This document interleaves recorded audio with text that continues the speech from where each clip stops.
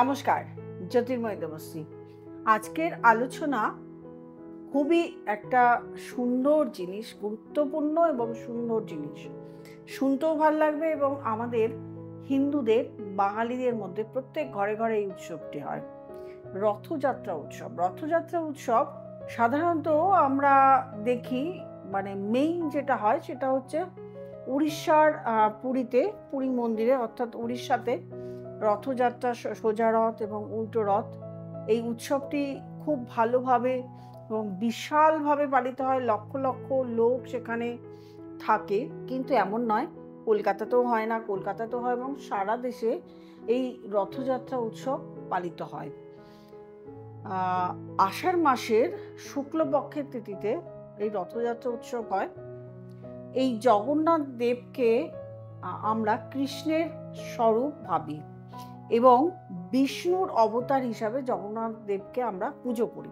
তো এই রথযাত্রা উৎসব নিয়েই আজকে বলবো, কেন রথযাত্রা উৎসব হয় এবং এই রথযাত্রা উৎসবে আমরা কি পালন করলে আমরা ধনধান্য, সমৃদ্ধি, সুখ সমৃদ্ধি এবং ধনধান্যে ভরে উঠব। রথযাত্রা উৎসবে জগন্নাথ দেব সুভদ্রা এবং বলরামকে নিয়ে 7 দিনের জন্য তার মাসির বাড়ি গুন্ডিচাতে চলে যান এবং এই গুন্ডিচাতে চলে যাওয়ার পরে ঠিক 7 দিন পরে, এই যে চলে যাওয়াটা, এটা হচ্ছে সোজা রথ, গেলেন, এটা হচ্ছে সোজা রথ, এবং 7 দিন পরে আবার গুন্ডিচা থেকে ফিরে আসেন, এটা হচ্ছে উল্টো রথ। এই সোজা রথ এবং উল্টো রথ, এই রথের দড়ি যখন সাধারণ মানুষ টানা হয়, বলা হয় যে এই রথের দড়ি টানা মানে আপনি জ্ঞাত এবং অজ্ঞাত অবস্থায় যে মানে পাপ করেছিলেন সেই পাপ হরণ হয়ে যায় এবং তার সঙ্গে 100টা যজ্ঞের সমান পুণ্য লাভ করে এই রথের দড়ি রশ্মি যদি টানা যায়, সেটা সোজা রথ হোক বা উল্টো রথ হোক। জগন্নাথ দেবের রথযাত্রার এই যে রথের দড়ি টানা মানেই কিন্তু এটা হচ্ছে জয় প্রকাশ। আপনি যখন বাড়িতে রথযাত্রা উৎসব বা রথের টানছেন, দড়ি টানছেন, রথ সাজাচ্ছেন, দড়ি টানছেন, সেই দড়ি টানার সময় অবশ্যই আপনি জয় জগন্নাথ এটি অবশ্যই ধ্বনি দেবেন, নাহলে কিন্তু আপনার রথযাত্রা যে উৎসবটা করছেন বা রথের উৎসবটা করছেন সেটা কিন্তু আপনার ক্ষেত্রে মানে সঠিক হচ্ছে না, মানে করাটা প্রক্রিয়াটা সঠিক হচ্ছে না। এবার কিছু কিছু যে পুজো পদ্ধতি আছে বা পুজোর দিন আপনি কি কি পালন করবেন সেগুলো নিয়ে একটু বলি, তারপরে আমি একটা দুটো চেষ্টা করব একটা দুটো ভালো টোটকা দেবার, সেগুলো আপনারা বাড়িতে বসে রথযাত্রার দিন করবেন। রথযাত্রার দিন সকালবেলা অবশ্যই গঙ্গা স্নান করবেন। গঙ্গা স্নান করা অতীব শুভ এবং এই রথযাত্রার দিন অবশ্যই দান ধ্যান করবেন আপনার সামর্থ্য মতো। ব্রাহ্মণকে অন্ন এবং বস্ত্র হয় ব্রাহ্মণকে দেবেন, না হলে যারা দরিদ্র, অতীব দরিদ্র, যাদের প্রয়োজন তাদেরকে দান করবেন। আর অবশ্যই রথযাত্রার দিন কোনো অশুভ কথা ভাববেন না, পজিটিভ থিঙ্কিং করবেন এবং অন্যের ক্ষতি করার চিন্তা কখনো করবেন না। সব সময় অন্যের ভালো করার চিন্তা সেদিন ভাববেন। বাড়িতে একটা চেষ্টা করবেন রথযাত্রার দিন বাড়িতে একটা গাছ লাগানোর, মানে গাছ একটা কিনে এনে অন্তত গাছ একটা বাড়িতে রথযাত্রার দিন লাগাবেন। এরপরে আপনি যখন পুজো করছেন, জগন্নাথ দেবের পছন্দ ফুল হলো হলুদ বা সাদা রঙের ফুল।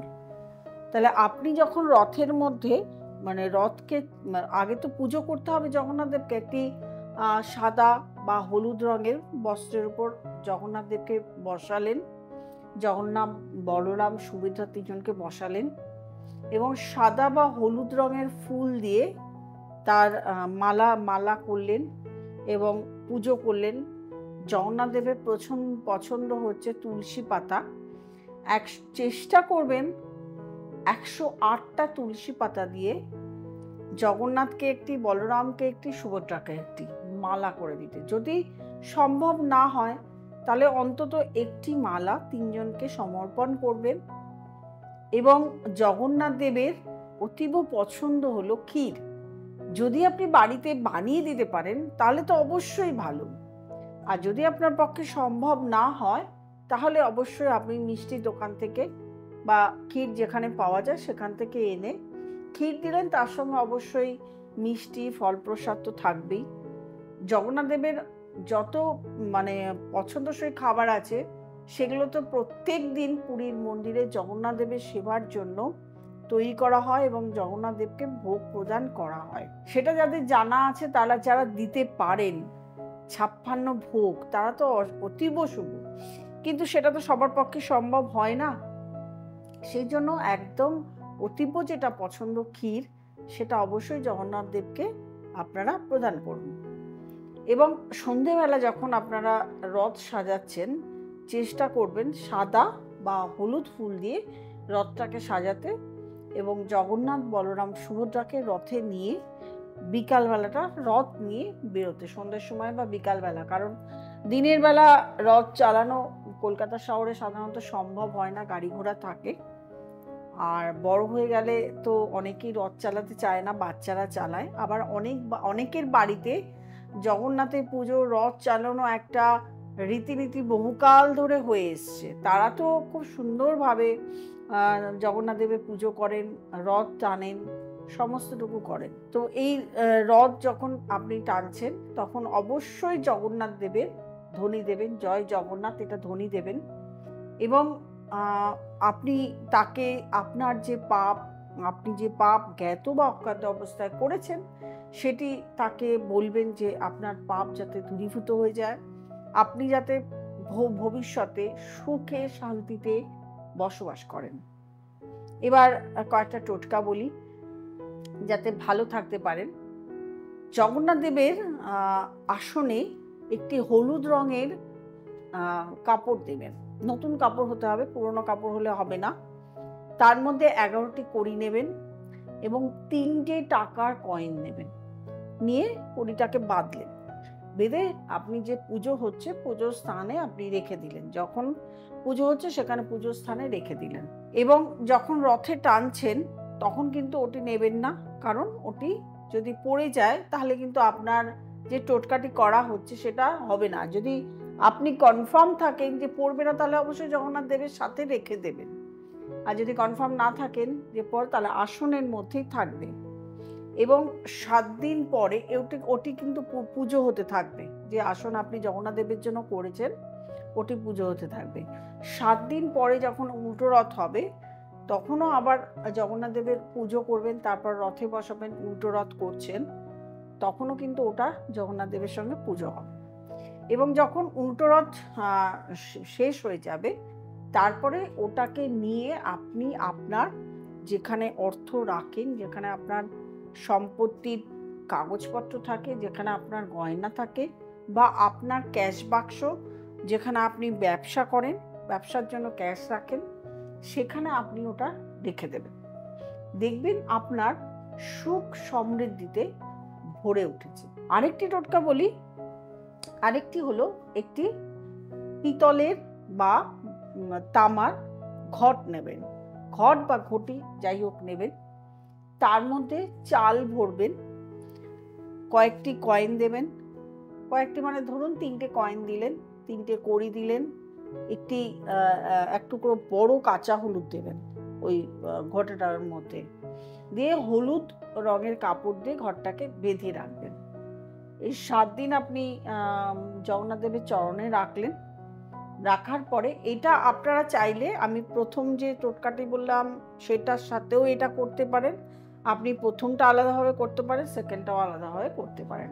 এবং 7 দিন পরে যখন উল্টো রথ হয়ে যাবে তখন এই যে আপনি যেটা তৈরি করলেন, মানে যে ঘরটা করলেন, এটি একটি বা দুটি, যেরকম পরিমাণে আপনার ঘট হবে সেরকমই, এটি কোনো ব্রাহ্মণকে বা কোনো মন্দিরে বা কোনো গরিব লোককে, 3টে আপনারা মাথায় রাখবেন, তাদেরকে আপনারা দান করে দেবেন। দেখবেন আপনার সুখ সমৃদ্ধি অর্থ, শান্তি আপনার সংসারে বজায় থাকছে। আমি চেষ্টা করি যাতে আপনাদের কম পয়সায় একদম খরচা কম হয় এরকম অবস্থায় টোটকা দিতে। সেই টোটকাগুলো করে যাতে আপনারা অনেকটাই ভালো থাকতে পারেন। রথ উৎসব অবশ্যই মানে আপনার বাড়িতে হয়তো রথ উৎসব হয় না, তবে চেষ্টা করবেন যে কোনো জায়গায় গিয়ে আপনার বাড়ির আশেপাশে বা যাদের বাড়িতে পুজোটি হয় তাদের বাড়ি গিয়ে অন্তত রথের দড়িটা টানার, রশিটা টানার, যাতে আপনার পাপ খণ্ডন হয়। এবং অনেকের বাড়িতেই আজকাল রথের পুজো, অনেক বাচ্চারা রথের রথ টানে, পুজো করে। চেষ্টা করবেন রথটাকে অন্তত টানার, জয় জগন্নাথ ধ্বনি দেওয়ার। আপনি এতে ভালো থাকবেন, আপনার পাপ খণ্ডন হয়ে যাবে। আমার প্রোগ্রামটি যাদের ভালো লাগছে তারা অবশ্যই সাবস্ক্রাইব করবেন, লাইক করবেন, কমেন্ট করবেন, শেয়ার করবেন এবং নোটিফিকেশন বেলটি প্রেস করতে ভুলবেন না।